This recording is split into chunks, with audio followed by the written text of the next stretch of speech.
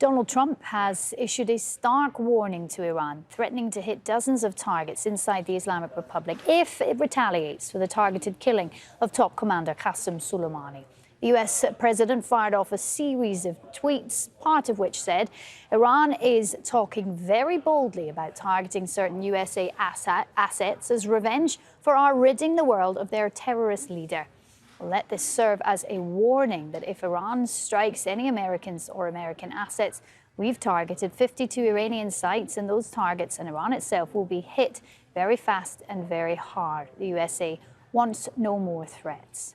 Let's live across to Gabe Elizondo now in Washington, D.C. Hi there, Gabe. So President Trump releasing this series of tweets warning Iran about any sort of response. What else has he been saying? Yeah, this appears to be a president that is consumed at every hour about what Iran might be doing next. And how do we know that? From his Twitter feed. It was just a little after midnight here in Washington time that Trump set out even more threats towards Iran. This just came out in the last hour or two. It said, and I'm going to read part of it, says, the United States just spent $2 trillion on military equipment. We are the biggest and by far the best in the world. If Iran attacks an American base or any American, we will be sending some of that brand new, beautiful equipment their way and without hesitation. Again, that a tweet from the president a little after midnight, and he's really drawing, quite frankly, a dangerous red line there, basically escalating the situation even more so, basically in that tweet, guaranteeing that he will retaliate against Iran should Iran strike any U.S. interests here. This is a little bit surprising because we've been hearing all day on Saturday from administration officials who are saying they were trying to de-escalate the situation, including Secretary of State Mike Pompeo, who said that was the main priority, was to de-escalate. Meanwhile, you have these series of tweets by the president doing exactly the opposite. And in some of his earlier tweets on Saturday, where he mentioned over 50 targets that the U.S. had on their list, he said some of them were important cultural sites to Iran. Iran has more than 20 UNESCO World Heritage sites in the country of Iran, and targeting those militarily would be a war crime. Nevertheless, that is what the president tweeted, at least.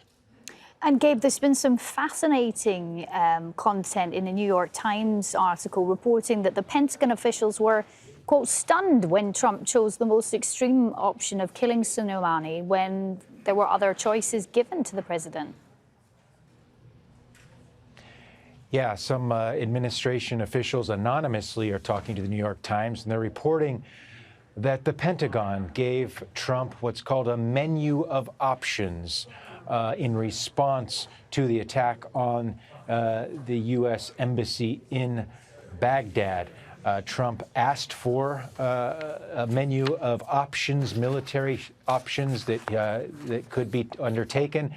And on those options, the Pentagon said that they could strike Iran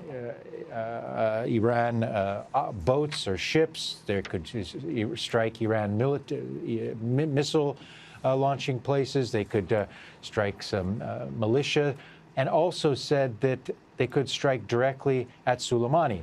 Now, when Trump said that is the option he wanted to go with, that apparently shocked the Pentagon. They were not expecting that. They scrambled to get plans in place, and it was Thursday night, according to this report, that Trump ultimately told the Pentagon to assassinate Soleimani.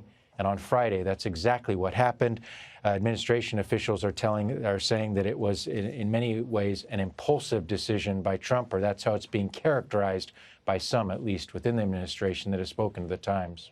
Gabe Elizondo there with the very latest from the U.S. and from Washington, D.C. Gabe, thank you.